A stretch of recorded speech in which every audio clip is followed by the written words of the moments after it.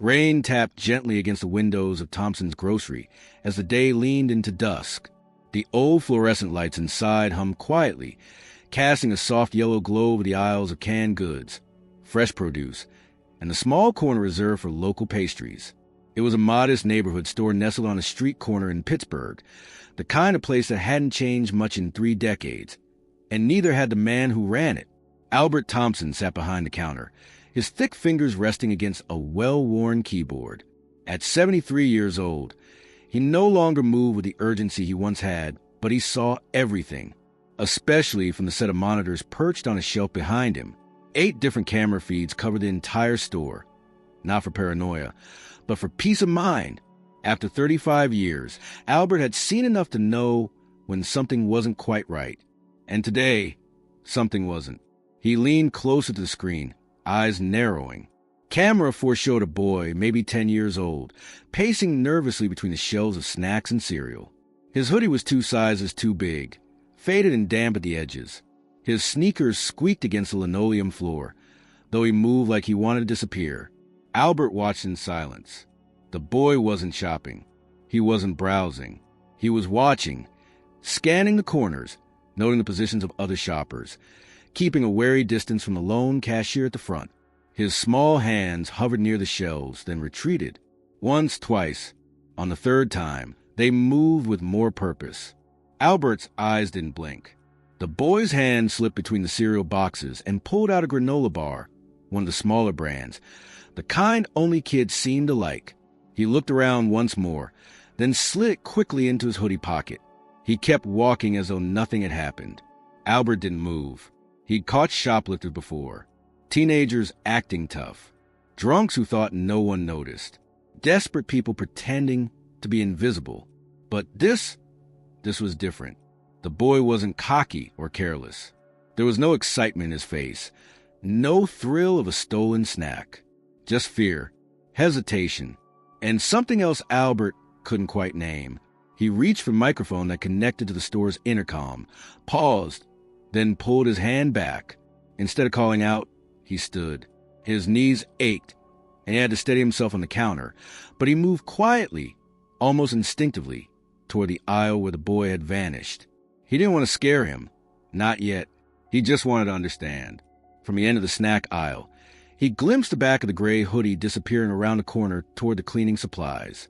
Not the exit. That surprised Albert. The kid wasn't trying to leave. At least, not yet. He followed slowly, keeping his distance. The store was quiet now. Only one older woman remained, picking through apples near the front. The cashier, a teenager named Paul, didn't even look up from his phone. Albert reached the back of the store and stopped. The boy had settled on a step stool near the janitor's closet. He was crouched low, like someone trying to be smaller than they already were. His hands were moving carefully. Albert stepped behind a shelf of paper towels, out of sight, and watched. The boy took out the granola bar and unwrapped it slowly, but he didn't eat it. Instead, he pulled a crumpled plastic bag from his hoodie, not store-bought, but something old and reused, stained at the corners. Piece by piece, he broke the bar into small chunks and placed them gently inside the bag. His hands were shaking. Then, from inside his hoodie, he pulled out another bar. When had he taken that one? He repeated the process. Quietly, methodically, Albert's breath caught in his throat. The boy was stealing. Yes, but he wasn't stealing to eat. Not yet. Albert stepped forward. He didn't raise his voice, didn't scold, just spoke, low and steady, like you might to someone holding something fragile. "You hungry, kid?" The boy flinched. His shoulders rose, his head jerked back. The plastic bag fell to the floor with a soft crinkle. He stared at Albert like a deer caught in headlights. His lips parted, but no sound came. Albert didn't move any closer. "It's okay," he said. "I'm not mad." The boy looked down at the bag, then back up at the man. His eyes were wide and red around the edges, not from tears, but from exhaustion. The kind Albert remembered all too well. "It's not for me," the boy said. His voice was so soft it almost disappeared under the hum of the lights. "It's for my sister. She hasn't eaten since yesterday." Albert nodded once, slowly. "She's 5," the boy added, almost offensively. I didn't know what else to do. Albert could only stare. The words hit somewhere deep behind the walls he had spent years building. "I'm not trying to steal," the boy whispered, eyes glistening now. I just needed something." The silence in the aisle felt heavy. Outside, the rain had turned to a slow drizzle, the clouds giving way to a dim orange hue on the horizon. But inside the store, time seemed to slow. Albert's hands trembled slightly at his sides, though he masked it with a shift of posture. He had lived through 100 scenes in this store: anger, joy, grief, petty theft and reunions, teenagers sneaking beer, old men sharing stories from the war. But this one would stay with him, because something in the boy's voice, not the desperation, but the honesty, cracked open a part of Albert he hadn't touched in years. He didn't speak again. Not yet. Instead, he motioned gently with his head.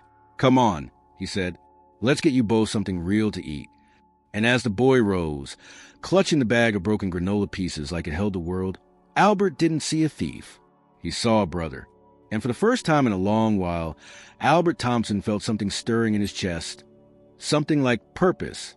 Albert guided the boy toward the rear of the store, where a narrow hallway led to a cluttered storage room filled with crates, stacked paper towels, and a faint smell of coffee that hadn't been fresh in years. The door creaked as he pushed it open, and the boy hesitated for a second before following. There was a small folding table in the corner, usually reserved for Albert's lunch breaks and paperwork. He cleared a spot, pulled out an old chair for the boy, and took a seat across from him.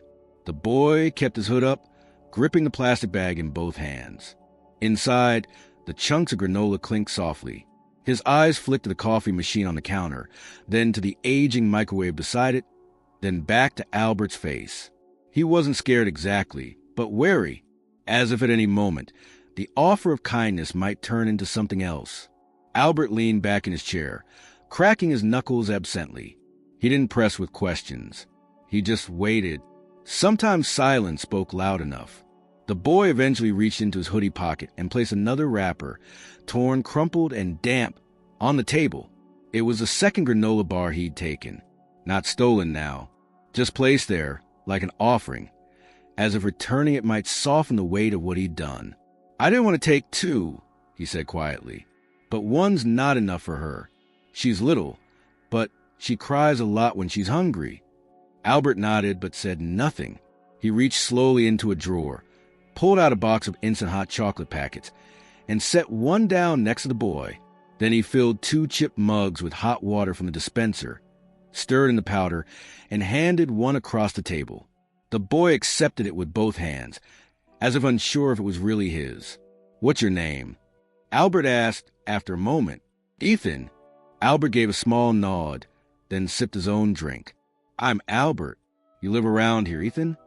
Ethan hesitated. Then, sort of, couple blocks down, past a laundromat. Apartment 12, second floor. Albert leaned his elbows on the table. "You mentioned your sister. What's her name?" "Emily." "How old is she?" 5. She just turned 5 last month." The way he said it struck Albert. There was pride in his voice, even in the middle of all this. Ethan wasn't just watching over Emily. He was raising her, protecting her, as best he could. Albert glanced toward the clock on the wall. 6:30 in the evening. The store would normally stay open another hour, but the drizzle outside had turned into a soft fog, and the street had gone quiet. The thought of Ethan walking back out into that, with nothing but broken granola pieces and a worn-out hoodie, settled heavily in Albert's chest. "You live with your parents?" he asked, keeping his tone light. Ethan didn't answer right away. He stared into the steam rising from his cup. "My mom's in the hospital," he finally said. "She hasn't been doing good.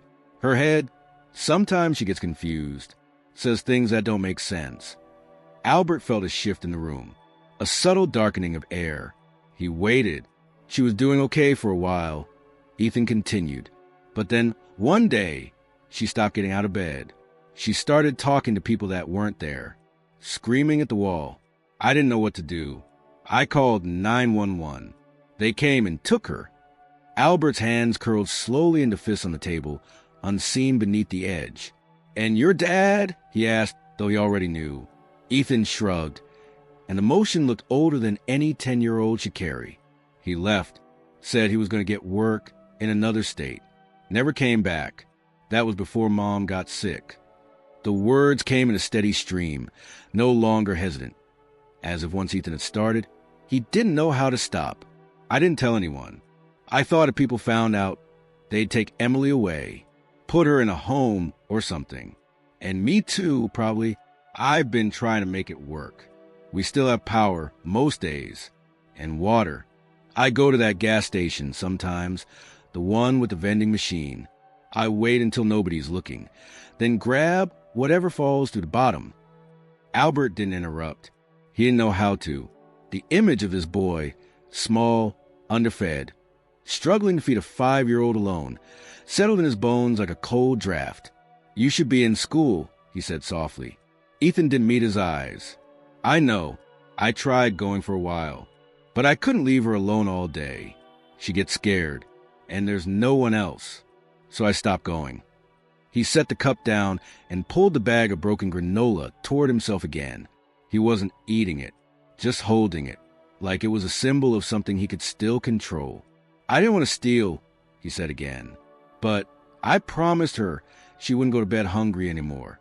I told her I'd take care of her. I have to keep that promise." Albert stared at the boy, and in that moment, he didn't see a child. He saw a guardian, a protector, a tiny figure doing everything he could in a world stacked too high against him. He looked down at his hands. They were large, worn from years of work. The hands of a man who had spent his life stacking shelves, lifting boxes, shaking the same customer's hands for decades. And now, they sat uselessly on the table, unable to lift the weight of this child's burden. He stood suddenly, startling Ethan just slightly. "Finish your drink," Albert said. "We're going for a walk." Ethan blinked. "Where?" "Someplace warm, with real food." The boy hesitated, then gave a small nod. Albert grabbed his coat from the hook by the door and handed Ethan an umbrella. As they stepped out into the thickening fog, Albert locked the store behind them. It was the first time in years he had closed early. But for once, the store didn't matter. The street was empty, save for the soft buzz of a traffic light and the glow of neon from a distant diner. Albert walked slowly, letting Ethan set the pace. The boy clutched the umbrella in one hand, the plastic bag still in his coat pocket. Neither of them spoke. When they reached the small family restaurant a few blocks away, one of those quiet places where the waitresses knew regulars by name and the booths smelled like coffee and syrup, Albert held the door open for him. Inside, the warmth hit them like a blanket. The waitress smiled from behind the counter. "Table for 2, Mr. Thompson." Albert paused, then looked down at Ethan. "No," he said. "Table for 3. The booth by the window was worn from years of elbows, spilled syrup, and coffee cups placed with tired hands. Its cracked vinyl benches sagged under the weight of time, but the small table between them held a kind of sacred comfort that diners across America quietly offered: warmth, familiarity, a pause from the world. Albert slid into one side, Ethan into the other. The waitress, whose name tag read Marla, brought over 3 menus and placed a small plastic cup of crayons at the edge of the table, eyeing Ethan with quiet curiosity. He looked out of place here, not because of how he looked, but because of the quiet tension he carried, like he didn't belong in places where people smiled and sat without checking over their shoulders. Albert scanned the menu out of habit, though he already knew what he would order. Across from him, Ethan didn't open his. He stared at the condensation forming on his glass of water, then turned to the window. The street outside was foggy and still, the diner's neon sign flickering its tired welcome. "Whatever you want, Ethan," Albert said gently. "Food, dessert, even chocolate milk. Get it. You don't need to ask." The boy looked at him as if trying to gauge the sincerity of the offer. Then cautiously he opened the menu. His eyes moved over the items like he was reading a foreign language, and Albert wondered if the kid had ever been in a restaurant like this before. After a moment, Ethan pointed to a grilled cheese sandwich with tomato soup. It was one of the cheaper items on the menu. "Good choice," Albert said. "And for your sister?" Ethan's expression shifted slightly. a flicker of guilt. Can I take something home for her? If I wrap it up, she won't mind it being cold. Albert raised his hand to catch Marla's attention. Make that 2 sandwiches. And another soup to go. Add a slice of apple pie for both of them. And bring a hot chocolate to go, too. Marla scribbled down the order with a soft smile and walked away. Ethan stared at the table for a long moment, then slowly rested his arms on it. His hands were small, fingers dirty from the kind of life that doesn't allow for clean fingernails. Albert didn't press. He knew the words would come when they were ready. They say my mom might not come home, Ethan said, voice low and even, at least not for a while. Maybe never, if she doesn't get better. I visit when I can, but she doesn't always know who I am. Albert listened. That was all the boy needed now. Someone who didn't talk over him, who didn't tell him what to do. Someone who heard him without turning it into advice. The last time I saw her, Ethan continued, she gave me something, a piece of paper. Said if anything happened, and if I found someone I could trust, I should give it to them. He reached into his hoodie and pulled out a small folded note, worn at the edges, creased from having been opened and refolded 100 times. He didn't hand it over yet, just held it in his palm, like it was too heavy to let go. I haven't found anyone I could give it to, he said, until maybe now. Albert didn't speak. His chest tightened, but he didn't show it. I didn't plan to go into your store, Ethan admitted. I passed a few times. I saw the security cameras. I figured you'd catch me right away, but I ran out of other options. We had no food left, not even crackers. And Emily cried herself to sleep. He finally placed a note on the table and slid it across. Albert reached for it slowly, unfolded it carefully. The handwriting was uneven, rushed. A woman's script, but shaky, like her hand had been trembling when she wrote it. If you're reading this, it means my son needed help. Please don't turn him away. His name is Ethan. He has a sister, Emily. They're everything I have in this world. If there's a shred of goodness in you, help them. Please. There was no signature, just the ink, the urgency, and the imprint of someone at the end of her hope. Albert folded the paper slowly and set it down. He looked across at Ethan, who now sat stiffly, as if bracing for rejection. I'm not going to turn you away, Albert said. Not tonight. Not ever. Ethan looked up, his eyes uncertain. Why? The question struck Albert harder than he expected. Why? Not how. Not what now. Not even thank you. Just why. As if kindness required justification. Albert took a slow breath. The past had been clawing at the edges of his memory since the moment he saw the boy on that camera. Now it broke through. I knew someone like you, Albert said, a long time ago. Her name was May. She ran a grocery store back when I was a kid. My father, he drank too much. My mother died when I was young. There were nights we didn't eat. I used to walk by May's store every day after school, pretending I wasn't hungry. One night, I slipped a sandwich into my jacket. She caught me before I made it to the door. He paused, the memory playing vividly behind his eyes. She didn't yell. She didn't call the cops. She made me sit down, gave me a glass of milk, asked me who I was stealing for. I said it was for my little brother. She nodded, and then every day after that, she had food waiting. No questions, just food. She didn't have much, but what she had, she shared, because she saw something in me that I couldn't see in myself back then.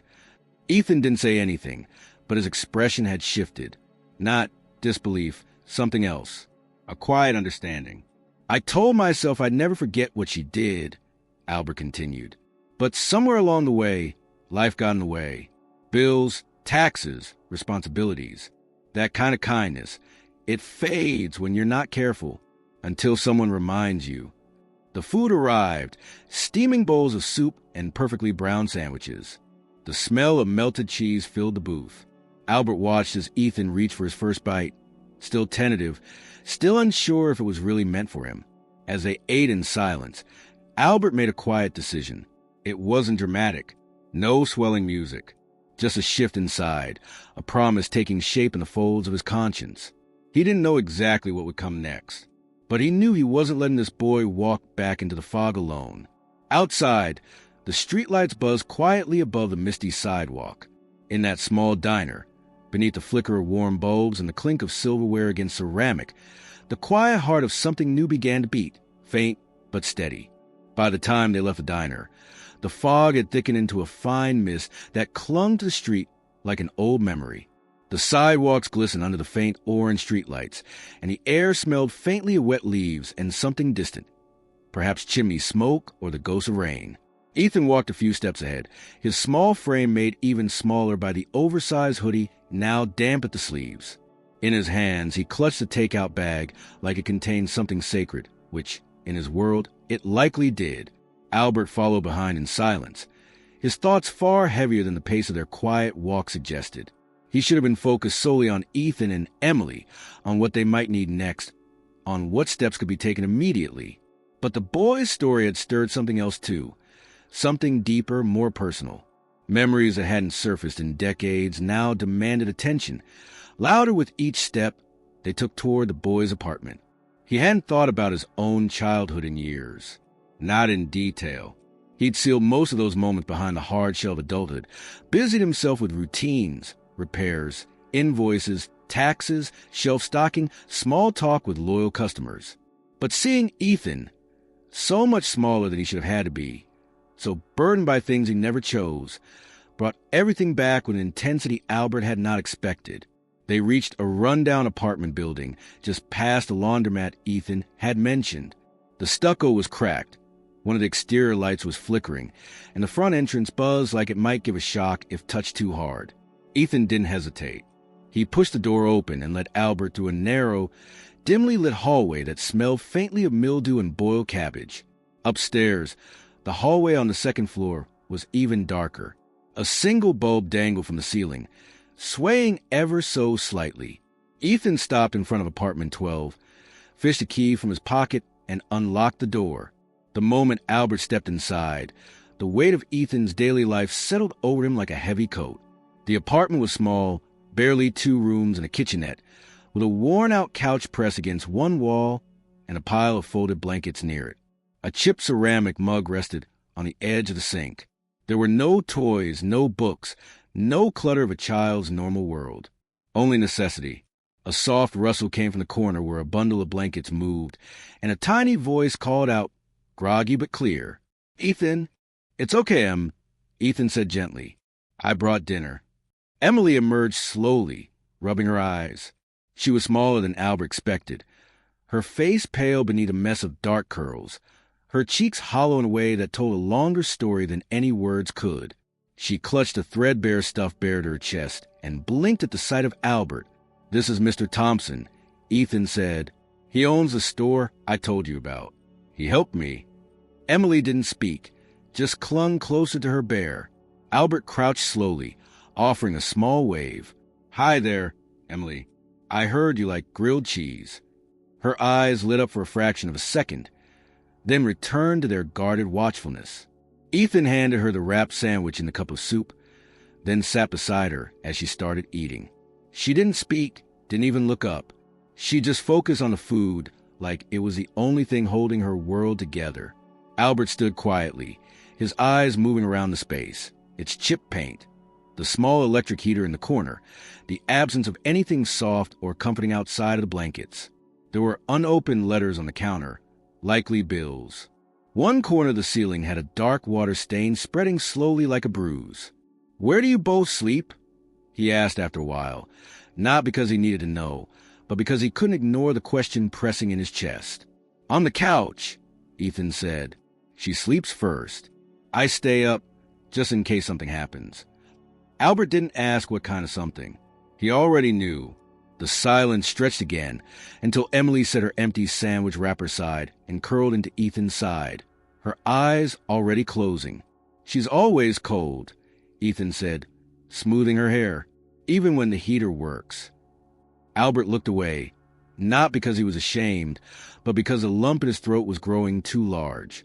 The boy's words carried no self-pity, only facts, only the voice of someone who had accepted too much too soon.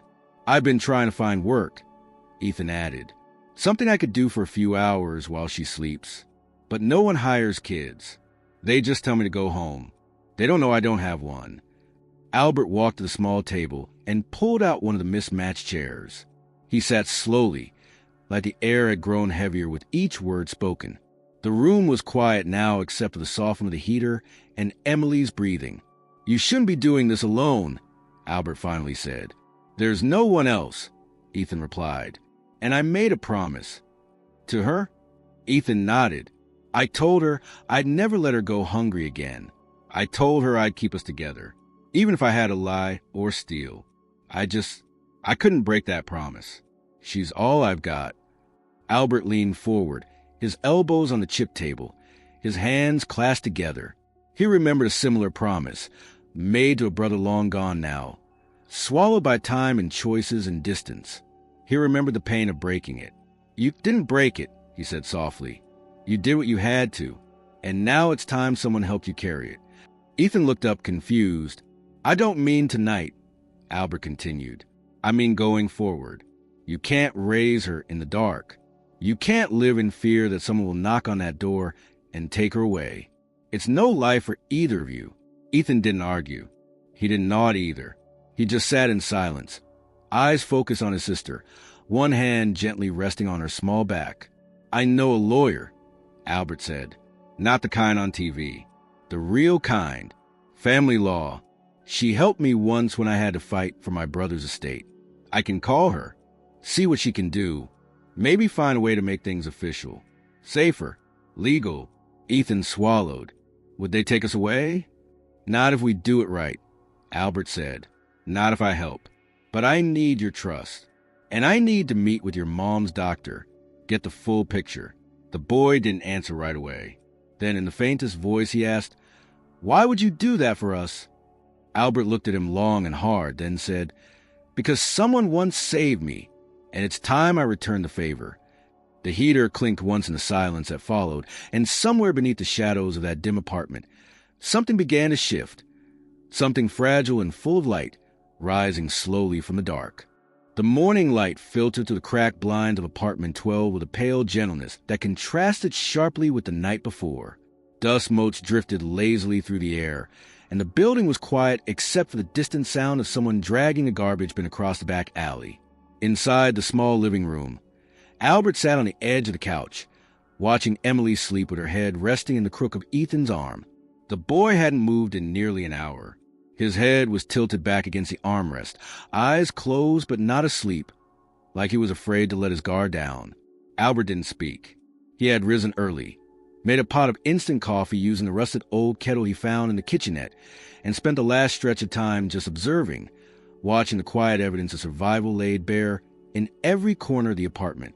He saw how the books on the shelf were mostly coloring books, half-finished and bent at the corners.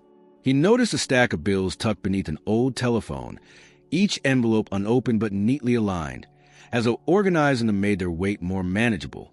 There were dishes in the sink, not many, but all washed and air-dried, and there were drawings taped to the wall. Crayon scrawls of stick figures under rainbows, smiling faces labeled E and M, and one that simply said home in block letters under a crooked roof. When Emily finally stirred, blinking at the morning light, she turned her face into Ethan's side and mumbled something unintelligible. He roused gently, brushing a hand over her curls, murmuring comfort before lifting her carefully onto a pillow. Albert rose and went to the counter, retrieving the bag he brought with him from the store that morning. From it, he pulled a paper sack filled with fresh fruit, 2 breakfast sandwiches, a juice box, and a small container of yogurt. When he placed it on the table, Ethan looked up confused. "I opened the store early," Albert said. "Grabbed a few things. Figured you two shouldn't start the day on empty." Ethan sat up slowly, blinking sleep from his eyes. "You didn't have to." "Yes, I did," Albert replied.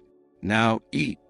They sat in silence while Emily nibbled at her sandwich, clearly still waking up. The room took on a different tone in daylight. Not softer, exactly, but more alive. Ethan seemed older somehow in the morning light, as if the night had added years to his already burdened shoulders. He ate quickly but mechanically, his mind clearly somewhere else. When they finished, Albert reached into his coat pocket and pulled out his wallet. He extracted a folded index card and slid it across the table. "This is the name of the lawyer I told you about. Her office is 2 blocks from my store. I already left a message. She said she can meet us this afternoon." Ethan looked at the card, then back at Albert. "What do we tell her?" "The truth. Everything you told me. About your mom. About Emily. About the note." Ethan hesitated, his fingers tightening slightly around the edge of the card. "She'll want to talk about custody," he said quietly. "Yes," Albert said. "She will. And if they say we can't stay together..." Albert leaned forward. "That's why I'm going with you. To make sure that doesn't happen." The boy fell silent. His jaw tightened, and he blinked several times, eyes glossy but defiant. He was preparing for battle, bracing himself for a world that had taught him not to expect kindness without cost. Albert reached into the same coat pocket again, this time pulling out a worn photograph. He placed it next to the card. It showed a younger Albert, maybe in his late teens, standing beside a boy of about 8. They were in front of a small grocery store, arms slung around each other's shoulders, smiling. "That's my brother, Samuel," Albert said. "He passed away a long time ago. He was everything to me. I raised him after our dad left. We didn't have anyone else. I made promises, too. Some I kept, some I couldn't, and I've lived with the weight of those I broke." He paused, letting the silence hold the memory. "When I saw you yesterday, I saw him, not because you look alike, but because you're carrying the same weight I once did. And no kid should have to do that alone." Ethan stared at the photo, his face unreadable. Then, slowly, he reached into his hoodie pocket and pulled out a small folded piece of paper, the same note his mother had written. He opened again, smoothing it out on the table with deliberate care. "I haven't shown this to anyone else," he said. "Not even at the hospital." Albert didn't speak. He knew better than to break the moment. "I wanted to," Ethan continued. "I kept waiting to meet someone who felt like they'd understand." He slid the paper toward Albert once more, though he'd already read it. This time it felt different, like a passing of trust, a quiet handing over something fragile. Albert looked down at the note again, the words trembling across the page as though they still carried the echo of the woman who had written them. His fingers pressed gently against the edge. "If you're reading this, it means my son needed help." He stopped. Something in his chest shifted. Then unexpectedly, his hands began to tremble. His throat tightened. He tried to clear it, but the weight was already rising. He set the paper down, pressed both hands flat against the table, and let out a long, broken breath. Ethan looked up, startled. Albert's eyes welled with tears, not the kind that sting or gather quietly, but the kind that broke past the dam of a lifetime. He turned slightly away, pressing a fist to his mouth, shaking his head, but it was no use. The sob that came was low, shuddering, and unfamiliar even to himself. He hadn't cried in years. Not at funerals. Not when the store almost went under. Not even when his brother died. But this note, this boy, this unbearable burden of what could have been and what still might be, it cut through every layer of armor he had ever built. He sat down hard, overwhelmed, his shoulders curling in, one hand gripping the table edge like it might hold him upright. "I'm sorry," he managed, voice thick. I wasn't expecting it to hit me like this." Ethan didn't say anything. He watched in stillness, something changing behind his eyes. Albert composed himself slowly. When he looked up again, his face was red and damp, but his gaze was steady. "I'm going to help you," he said, voice rough but certain. "Not because I pity you, not out of guilt, but because I believe you deserve better. Both of you. And I think maybe for the first time in a long while, I can actually make a difference." The boy looked down at the table, then at his sister, who had fallen asleep again with her bear tucked under her chin. Then he nodded once. "Okay," he whispered. "We'll go see the lawyer." Albert leaned back in his chair, the note still between them like a silent contract. Outside, the city stirred to life. But inside that small apartment, something far more important had already begun. A path forward, lined not with certainty but with hope.